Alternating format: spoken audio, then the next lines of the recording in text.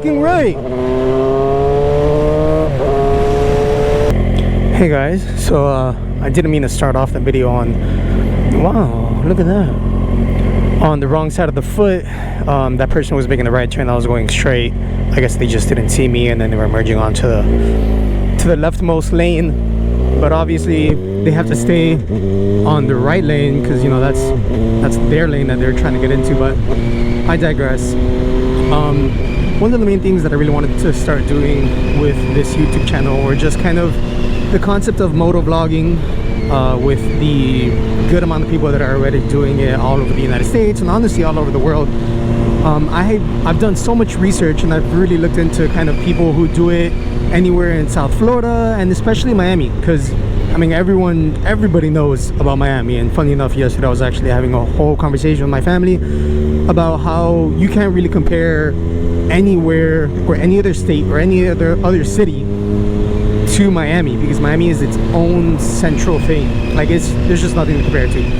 So one of the biggest interests that I've had is that I was born and raised in Miami. I've been here 20 odd years, and I've always had an interest in cars, jet skis, anything honestly motorized, because of my dad. My dad's taught me everything that there is to know about, you know, engine maintenance, car maintenance, custom aftermarket tuning, performance stuff, and just kind of like just enjoying what a machine is, and then the amount of things that you could do to one to make it, you know, faster, more reliable, quicker, all that stuff. I was born and raised with it, so I feel like having my insight, both with being on the bike and then also the amount of things that I've done to this bike, I'll try to put a list or even the Excel spreadsheet or a link to it in the description, just so that you guys can see the amount of things I've actually done to it. And I have like a full step-by-step, not full step-by-step, but I have had like a full catalog, I guess, or like an image diary of everything that I've done to the bike since I got it. And also 2 other motorcycles that I've had in the past, which was my first official motorcycle was a 1994 Kawasaki Vulcan Mean Streak. I don't even think it was a Mean Streak because they didn't come out until like 2002 or 2001. I had a VN 800, but it was a 1500cc cruiser, very, you know, laid back, very chill, vintage. Had this really nice kind of two-tone, or like tritone, I would say, where it had like its blue, like a baby blue. It had its black, and it had like a cool little bronze or a gold trim around specific parts of the tank and whatnot. That was my first bike. And then before that, oh no, after that, I bought a 2006 Kawasaki Vulcan Mean Streak, so kind of like the same one but a newer version.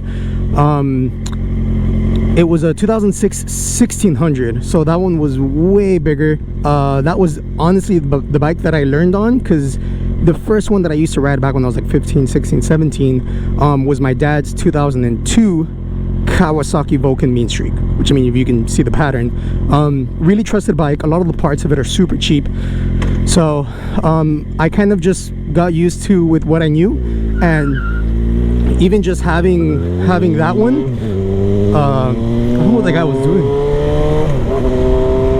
where learning on my dad's bike, and then getting that 1994 one was a really nice, you know, not a downgrade, but I would say it as an upgrade, just because everything was way more simpler. There wasn't that much computer parts. Like, it was simple. If something wasn't working for a specific reason, you would just change that one specific thing, and then boom, it would work. Which, I mean, for now, having all the electrical stuff, having computers and programming and tuning, it was different, and it was carbureted. So I will say, 90% of all the problems that had to do with fuel to air mixture ratio and all that stuff had to be, or was coming from the carburetor. Carburetor was a pain in the ass, and one of the things that I've honestly loved to really mess with now are fuel injected. Everything fuel injected, depending on what brand of bike it is, depends on the year that they started making them. So let's say for mine now, oh, let me go back to the story, sorry. I rant a lot and I kind of go off a direction. But so I went from that 1994 to the 2006 1600. So I basically learned on that bike, because I rode that bike for the longest, and I sold that one, and I traded the 1994 for this 2000 CBR 929, which is technically it's pre-Firebird. So I want to say with a little bit of research that, well, a lot of bit of research that I've done, but with a little bit of information that I kind of really know officially from it, this is the first, this was like pre-Firebird, because I want to say in 2002 or 2003 or 2004, that's when they really started coming out with the Firebird, which was like a perfected version of this bike. This was the first year that they made fuel injected super sports, and this was the biggest CC bike that they had at the time, because I want to say before that it was, you know, the 600s. They never made 750s. I want to say Suzuki was the only one to make 750s, but they had the 600s, they had the R3s, R4s, and all that stuff, and then they had the 929, and then after the 929 they had the 954. And then after the 954 is when they started making the 1000Rs, double Rs, and the 1000R, double R. It's crazy. There's all these numbers and all that stuff. But this bike is currently the bike that I'm riding on now. And sorry, I had to. Initially when I first got this bike, the previous owner said that him and a bunch of friends, they actually used to drag race this bike down in Homestead, because I'm here, I live in Miami, Florida. He said that he used to race it down in Homestead, so it had like ported pistons, it had aftermarket fuel injectors, it had a dyno tuning, all that stuff to it, so the whole electrical and whatnot with the fuel injectors and all that other stuff. But this bike is the one that I've honestly put the most time, the most money, the most effort into it. Not because of it just being a sport bike, but because I would say that I would have gotten, or I am going to be getting, the best return off of this bike, instead of like, you know, maybe flipping the Cruiser, which I flipped the Cruiser. I bought it for like $1,600, sold it for $38. It's not bad. I flipped it, made some money, and then that kind of also helped me put money into this bike, and then kind of just, you know, pay that off and just work on that.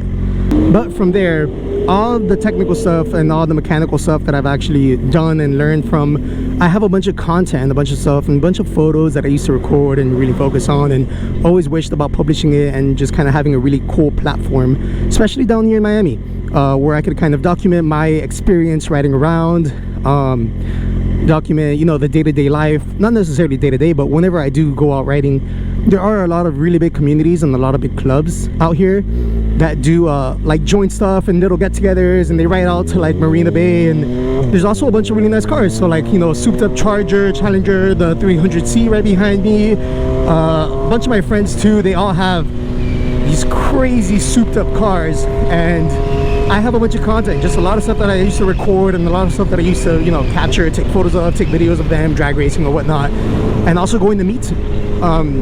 So I ordered a new PC, and well, by the way, a little backstory, I used to build PCs when I was really young, so I'm also into gaming, technical stuff, into streaming and whatnot, which for a lot of you guys, I feel like it's a hand in hand. With a lot of the previous work that I have done in my life, I was kind of like forced to learn to be the one-man band when it comes to taking photo, video, working social media, marketing, advertisement, content creation, management, project, everything. I used to do everything. So for me, it was kind of like a really nice, the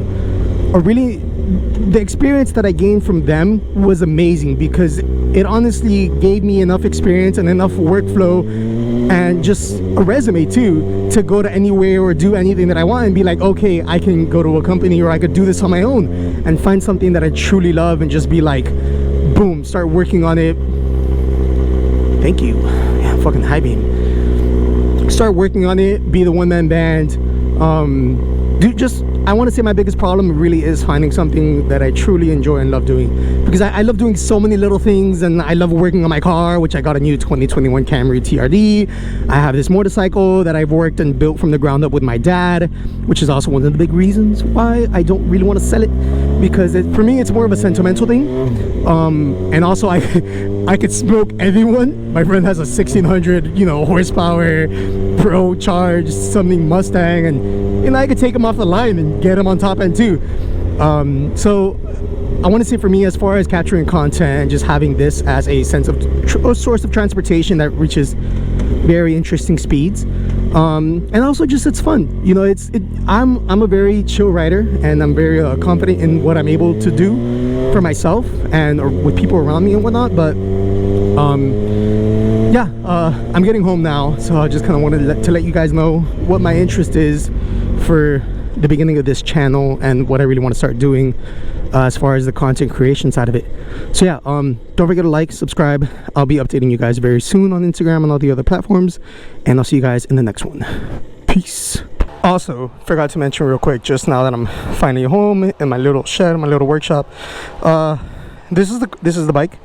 That's my cousin's bike. He's had it for a while, hasn't really done much with it, but this is the Honda 2000 CBR 929. Funny story about the Repsol kit that everybody loves. I ordered some like $400 black fairings, and they actually missent it, or they confused the shipping, and they sent me a $680 or $720 Repsol fairing kit for my bike. It looks amazing. Also, props to them. Thank you guys so much for that mix-up, because now if I ever do decide to sell it, I could sell it for way more. But yeah, I'll try to do a little slideshow thing, or even just do a little side-by-side and kind of go through all the photos and do a little live stream style video where it's just me kind of talking in the background with all the photos and everything going by. Sorry, I'm a little out of breath. I was pushing this thing all the way from the front of the house to here, but bitch is heavy. She is a big girl. But yeah, this is her and this is me.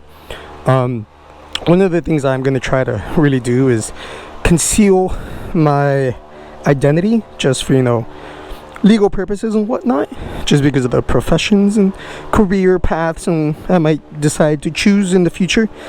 But yeah, hope you guys have an amazing day. Ride safe. Leave a comment down below if you guys have any questions or concerns.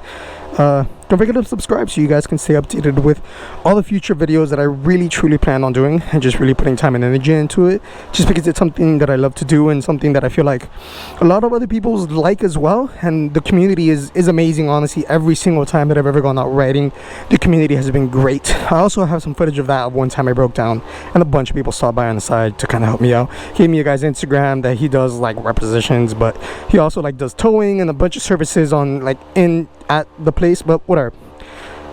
Yeah, thank you guys so much, and I'll see you guys in the next one. Peace.